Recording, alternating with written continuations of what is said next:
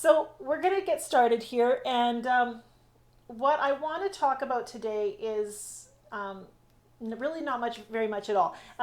For the last few weeks, we've focused on painting flowers, and it was very focused. We're fixed on one subject, learning to develop it and create it in our own style, and it can be a very mentally challenging to learn a new subject, to develop a new approach.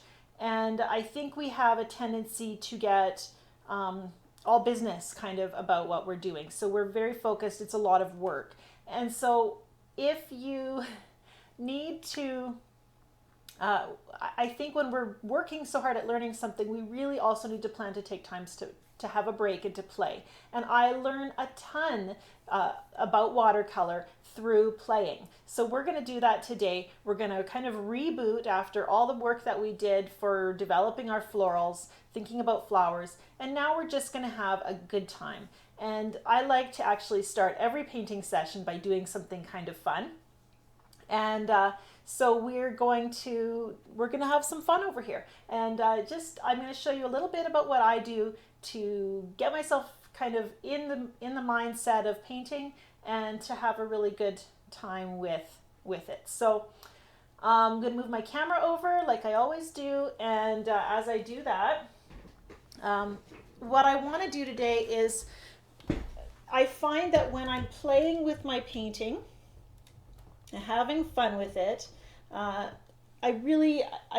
get in the mindset of asking what if, and just kind of exploring. And I feel like I'm not explaining this very well because I'm just so eager to start painting. What I have in front of me right here is something that I just did to warm up before our broadcast started. And as I was testing out my broadcast settings, and they worked then and they didn't work in the second try, but just taking the time to throw some color on paper and have just engage with what's happening on the page. So we're going to do that now on a blank sheet of paper. And that's right here. And I've clipped this paper. This is Arches 300-pound rough. And I really like the rough paper. You can, I think you should be able to see some of that texture there. I like the rough paper for the way that it captures the little granules of pigment in the paint. And it works really beautifully for loose and fluid painting because the little granules of pigment flow into those little dents, and the loose and fluid style really moves beautifully on a rougher paper. You don't get the same kind of movement on a smoother, a slicker paper, or paper that has a lot of smoothness to it. I've misted my palette.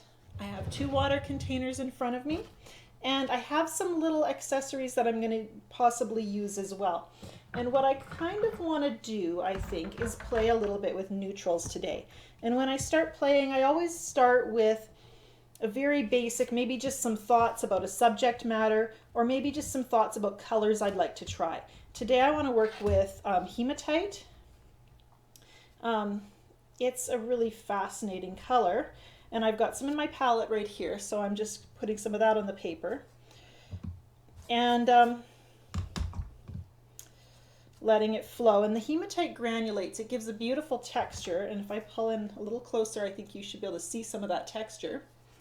But in addition to flowing and granulating, I sometimes like to try the paint straight from the tube, not just from my palette.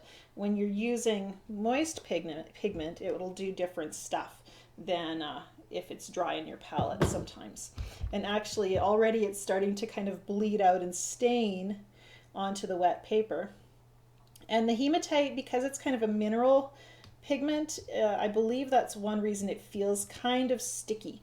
Different pigments have a different feel on the paper, and especially when they're fresh like this. Some feel almost a little bit gluey, and others will just dissolve just a little bit better. So I've got this kind of blob of pigment stuck on my brush, which is going to give me a very unpredictable effect.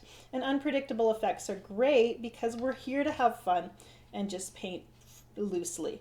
And when we have pigment or a brush or paint that doesn't really, that is sometimes going to take the lead a little bit, it really gives us that opportunity to explore how we react and engage with what's happening on the paper.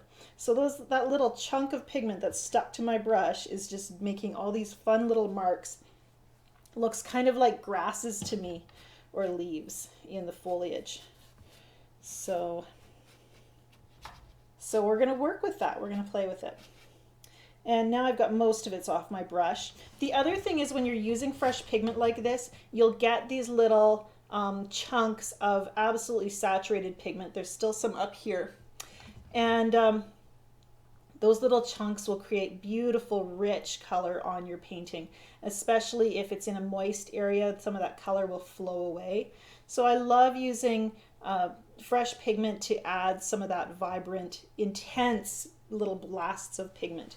And so that's one color of paint. And that hematite, knowing what I know about it, knowing that it will separate and granulate into these beautiful different colors. It's got some rust in there. It's got kind of a black granular thing going on. It's really beautiful. And knowing that about it gives me that idea of how I can use it in my paintings, different texture ideas, letting it just do its own thing all by itself to create some beautiful effects. So you never know. Sometimes using a pigment straight from your palette, you'll get a much smoother look. And if you want those little chunks of pure pigment, that's when I would go to straight from the tube. Now, while I'm playing here, I have another toy I want to pull in, and we're still just with one color, so it's pretty early in our painting stage. But I have these aqua bronzes. And I'm so excited that I have these. These were actually a gift from one of my watercolor students, Dolores Barnes from Edmonton. Thank you so much for sending these to me, Dolores. I'm loving using them. I actually have 3 colors of aqua bronzes, and these are designed to use with watercolor, but they are actually a metallic pigment, and they're pure metal. If I look on the side, I believe it says, yeah, this one contains aluminum, and these two contain copper. And so you're actually working with an actual metal, but the way Schminke has set it up is that it's designed to work with watercolor. So that means I can put it in my palette, I can mix it with water, and I get a beautiful effect. So I'm going to clean a space in my palette so we can play with some of this aqua bronze. And what I think I'm going to do is just open up a spot over here. I also like to keep little mini bowls in my studio, which I will use for mixing pigments sometimes when I'm working with a pigment powder. And whether it's brusho or gouache or these aqua bronzes, it's really helpful to have that on hand. And I think I'm going to use the gold today. And I'm just going to tap a little bit into my palette. And it's hard to know how much to use at first until you kind of start using them a little bit. And I haven't used them a lot. Some watercolorists will tell you that things like gold ink and so forth are gimmicky for watercolor. And I guess that might be true. But when our goal is to play, and if you're not a really serious traditionalist, then use whatever you want in your paintings and have fun with it. And that's really my goal, is not to learn the rules and then follow them all really strictly, but just to have fun with my paintings. Now I love the way the aqua bronze, does feel a little different than watercolor, but you can see it is mixing with the water here. And it's also really clinging to my brush. Look at that. I mean, it looks like I've dipped my brush in gold. And right now my painting is fairly damp, so I'm going to put my gold pigment right into my hematite area here and let some of that flow. And I find whenever I'm using gold pigment, whether it's a gold ink or pigment powder, it tends to want to get everywhere. So it's a really good idea to kind of keep it contained. I'm not going to touch the paint in my palette with my golden brush. I'm going to try to keep it from contaminating my whole palette. And right now I'm just placing a little bit here, and it really does, because it clings so easily to my brush. I think I could have probably mixed up a little bit more, but we're just going to add a little bit right now. And this is one way to use the pigment powder with the aqua bronze. Another way to do it would be to save it for the end of your painting. It's going to move and flow differently in a wet wash than it would as a dry, towards the end of your painting using it on a dry surface. So you want to try both methods, I think. And I think too might be a good idea to use a smaller brush, because so much is clinging to my brush and doesn't want to come off. Then I have to, some of that is just going to get rinsed away. So, and I'm going to be a little bit sad about that. But right now I'm going to add a little more of that pigment powder, aqua bronze, to my palette, because I really love, there's this big blob of gold right there. And you can see how shiny that is. And I want to echo that somewhere else. I don't usually, when I'm painting, I don't just put one thing in one place. I like to repeat motifs across my painting, or elements. Add a little water to that. So maybe I want a big slash of gold on this side, and maybe down here. And that gives me kind of this V shape in the gold, which I think will be really nice. Okay, so I'm gonna let that sit, rinse my brush. Now, ordinarily I'd change my water, because now I have a very golden water over here. I'm just gonna set that one aside, and we'll work with just one water container for now, so I don't have to leave you guys hanging. Now, with the, we're still just at 2 colors. Let's think of some ways that we can make this even more interesting. And when I'm playing in watercolor, that's my goal, is just to interest myself in whatever I'm doing, to find ways to kind of make my creativity come alive, to look at what the painting needs and build out from there. And what I kind of think I want to do is add some bold and rich color. Just keep building up, and feeling blue is what I'm feeling, actually, when I think about it. And if I was in my studio, I would probably pull out a different blue than I have here, and maybe a fresh tube as well, and I don't have that luxury. But so I will just use what's in my palette, and this is blue apatite. And I'm going to stick that over in this part of the painting and see what it does. See what it adds to the painting. And I'm going to start fairly light and fairly juicy, and then I can build up richer, darker color if I decide that I want to go in that direction. I'll pull some of that blue, blend it down into the hematite. The hematite is getting dry, so in most areas I will be able to flow that blue right over top. In others, it might start to create blooms and edges, and I'm totally cool with that. I think that could look really nice. So the blue apatite, I don't know, is another mineral type color, so it's going to have some sedimentary effects as it starts to dry as well. And that sediment in the blue might work really well with the hematite, or maybe they're going to end up competing with each other. Because we're playing, we're going to just keep adding color and see what we get. And kind of follow what the painting tells us it needs.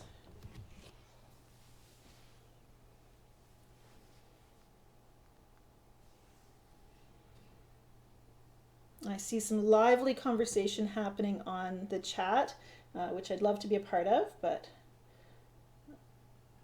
I will take a look at it when I'm finished here. Right now what I'm doing is I've got the blue apatite on my brush, and in some of these drier areas where I've placed the hematite, I'm putting in some interesting brush strokes. And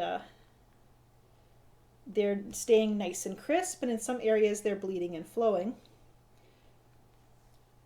And my board, I should mention that, is tilted. I have it leaning up against my water container, this one right here. So it's about 3 inches off the, tilted upward off the table.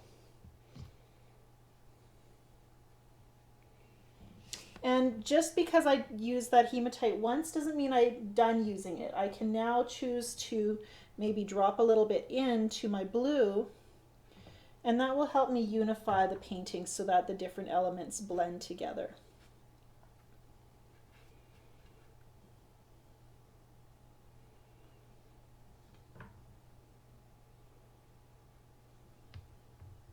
Now, originally when I planned this playful lesson, I was thinking I was going to be painting trees, and so far I have not a tree in sight. So that just goes to show how a painting can change as you work, and you have to kind of follow what the painting suggests it needs. Right now I'm holding a container of Brusho, and I'm going to add a little bit of this. It's dark brown, and I'm just going to tap it. I've got a little hole poked in the top, so I'm just going to tap it right into my blue here and see what it does. And that's a very tiny hole, so I don't get a lot of Brusho pigment by tapping, which is actually a good thing because the Brusho can be very intense. And yeah, look at that. Another exciting thing to wake up the creativity and just get you thinking and following what the painting is leading you to do. And then at this stage, it's fun to add some line. So I'm going to grab some more of the blue. And with this brush, which is my Cheap Joe's Scroggy's Loose Goose Dagger Striper, and I have the full title of this brush in the description for the video, as well as the rest of the supplies I'm using today. And this brush creates this lovely, very fine line, which is really fun to use to paint little details into a painting. And I personally love the look of lines that maybe suggest tree roots or branches. And it can turn an abstract painting into almost a landscape feeling deal. So I think that's pretty cool. And over here where this brown is, maybe I can start thinking about trees now. Let's try putting in some branches. Maybe this is going to be a bit of a tree trunk. Using the blue. And then it's not quite dry enough to really give me a line yet, but I can be thinking in that direction. Heather says the hematite looks like the Piemontite, and it actually is. They are very similar. I'd say the Piemontite, again, I can't pronounce anything. The Piemontite, I would say, is a little bit more kind of a burgundy-ish tone, and the hematite has a little bit more of an orangey rust. So maybe a little more violet in the Piemontite, whatever that is. I'm right up here. I've got this dry spot, which I was going to just kind of leave and plan to, crop my painting. But I don't know. I'm going to add some detail and see what I get. And I'm using the blue apatite for my tree trunk, which might seem like the wrong color to you. And I like being not tied to realistic colors, because you can really create some dramatic and interesting effects when you loosen up your approach and start trying out different colors that you might not automatically think of in nature. Breaking up a little bit of that Brusho shape to give my tree a little more continuity. And actually I think that looks really kind of cool.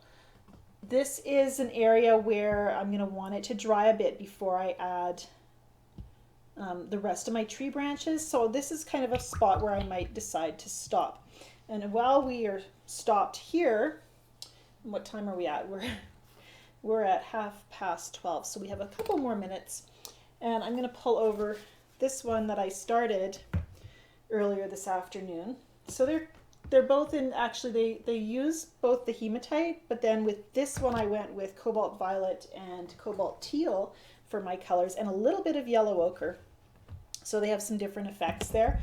And I can take now, this is mostly dry, it's very moist in this area. So I'm going to work up here, and then I can decide to start adding some details. And for this one I'm going to grab the sepia. Burnt sienna would work too, which I have in my palette. And my brush is a little bit wetter than I'd like, actually. I'm going to go right straight to that Loose Goose brush, because it will, I can use the side of it to create some texture, and I can use the tip of it to create some line, which I think will make my tree really interesting. And I was thinking very much more firmly in in the realm of trees when I painted this one, so it already looks a lot more like a tree.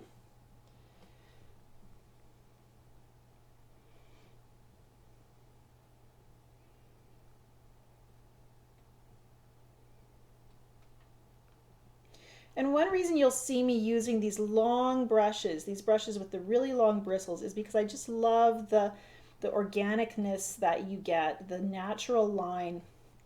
I don't think organicness is a word.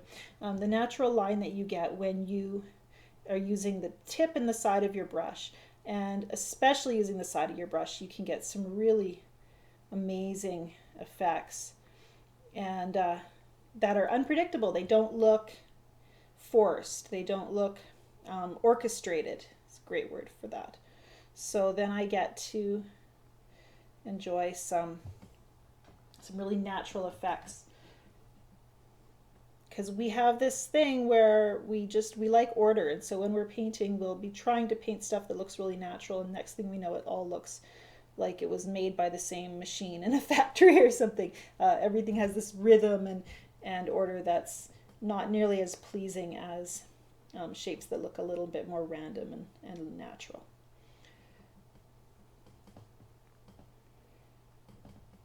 And I find with painting branches like this, as I'm adding these details, what I want to do is lighten my values for some of the branches, and that will give them the look like they're a little bit more distant. Some branches are in front, they're going to be coming off the tree, maybe off the front of the tree. I could pull this one right down to here, so it's coming out from this side of the tree. Some of these paler ones are behind the tree and extending out, so you get a little bit more sense of depth. It's not just a flat tree with things sticking out of it, if that makes sense. And then I might decide to use some line to add some texture to my landscape, grabbing the cobalt violet here. And again, this wonderful brush.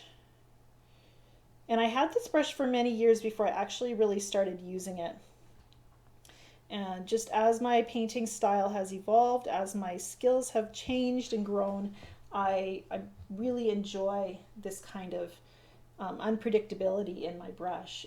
Whereas when I first bought it, when I was newer to painting, I was much more needing to learn control, and so I didn't welcome a brush that was so so loose and kind of did its own thing, so hard to control. So if you buy a tool, the moral of that story is, if you buy a tool for painting and it's not something you enjoy using, put it away and then pull it out again in a year or two, and you just might find that you've advanced or moved on to the place where you're a lot more comfortable with that kind of, with using that tool. And it might be just what you need. It's a good reason for hoarding your supplies. Now I think I'm gonna take a break, and because really I could just build up layers and layers of grassy lines, and I'm not really sure that's what this painting needs. It actually might need some spatter. Yeah, that looks pretty good. And I'm using very juicy bit of palette dirt, a little dirty grayish purple area in my palette with lots of water to create that spatter. I can add a little bit of water to the spatter. We talked about this in last week's floral lesson. Soften up some of those splotches. And yeah, I like this tree. I have a feeling that it might be fun to put a really faint pale gray tree back here, so that looks kind of off in the distance. Love painting trees. Really, it's just a solid line, and then those depths, those broken drier brush areas that create the depths in the trunk. And then having a brush that will give you that really organic shape for your branches gives you that much freer look in your tree than if you're to paint every branch and have it end up looking quite structured. So we've actually done two little paintings here, and they're both really just for fun. And the great thing about doing something for fun is it awakens your creativity. It gives you that chance to take risks and make mistakes. because you're just doing it for fun. You're just experimenting. And often when we're experimenting, we get the best ideas. And whether or not they work out in our playtime, they'll be something we can apply into our more focused or serious paintings. And I love just asking what if and exploring how I'm going to use materials in a new way, try new materials and make them kind of fit into my own style. And all the while I'm having a great time, and it's really rewarding when things actually turn out. And when things don't turn out, the good news is you're still building to your body of learning. So it's never a waste of paper. I'm going to take a look at the comments right now and see if there's any questions I can answer before we wrap this up. Again, I want to apologize for the internet issues today that caused the video to not play clearly. And for those of you, I'm hoping everybody was able to join in the live lesson who had planned to. And if not, the broadcast will be available here for a week. Looking at the questions here. Velma's commenting on wetting both sides of your paper. That is a thing if you're having an issue with things drying. One thing that really helps is having really good paper. The heavier weight is going to hold more water. It's going to take longer to dry. One reason to use 300-pound watercolor paper. And the Arches brand as well just holds the water better than the cheaper brands. 100% cotton is what you want to look for. And I'm using these plastic, corrugated plastic boards for my paintings. You can, if I really want it to stay moist for a long time, I will mist that board, coat it with water, slap my paper down so it kind of suctions on, so it's wet on the back side as well as wet on the front side, and then it will stay moist for a long time, and you can get some beautiful wet and wet effects that way. Yeah, using glass under your watercolor paper is the same idea, plastic or glass, which won't absorb the paper.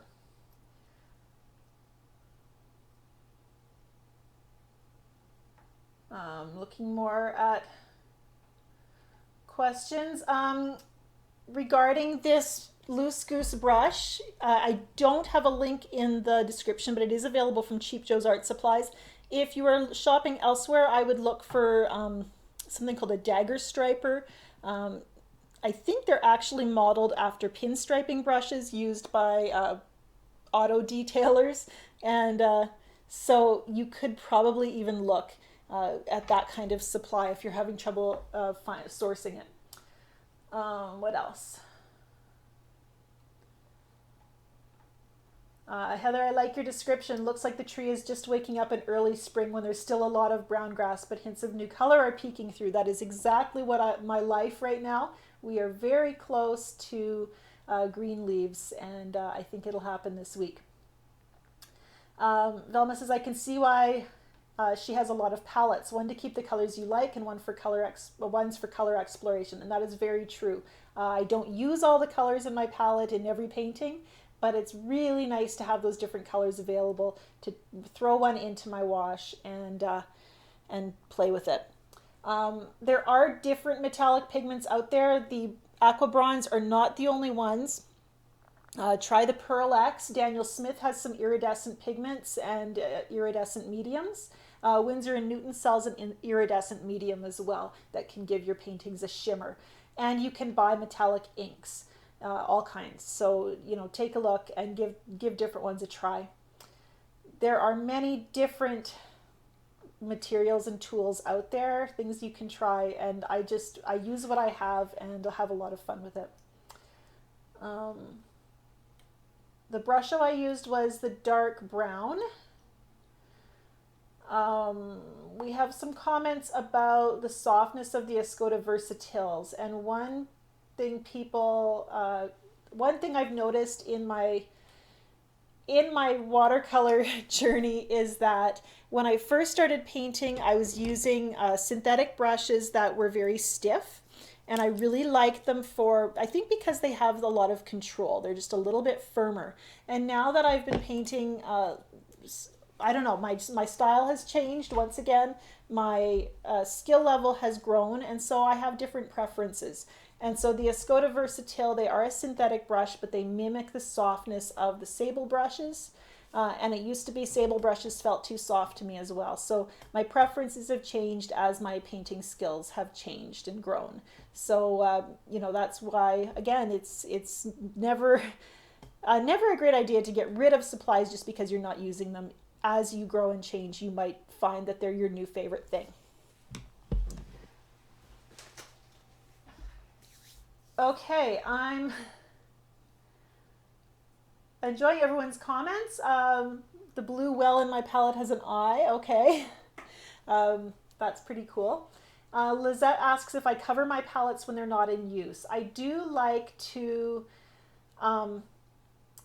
slip them into a Ziploc bag once they've dried, so they're not really juicy. I don't want them to mold, but I will slip them into a Ziploc bag if I'm not going to be painting for a while. But because I paint almost every day, I don't actually cover my palettes at all. I just keep them out where they're available because I do paint so often. Again, thank you everybody for joining me. I apologize again for the issues with the previous video. We'll be back. I'll be back again next week, and I have no idea what I'm going to teach next week. What we're going to do is just I'm going to be painting this week, painting outdoors if I can, and so I'm sure that I'll have some kind of moment or a light bulb moment that I'll be excited to share with you. It always happens that way when I'm painting a lot. I love just using the stuff I'm learning to share with you. Do check the description below the video for all kinds of info on my supplies. Actually, I'll have to copy and paste because it was in the first video. So just give me about 5 minutes to put that info in the description.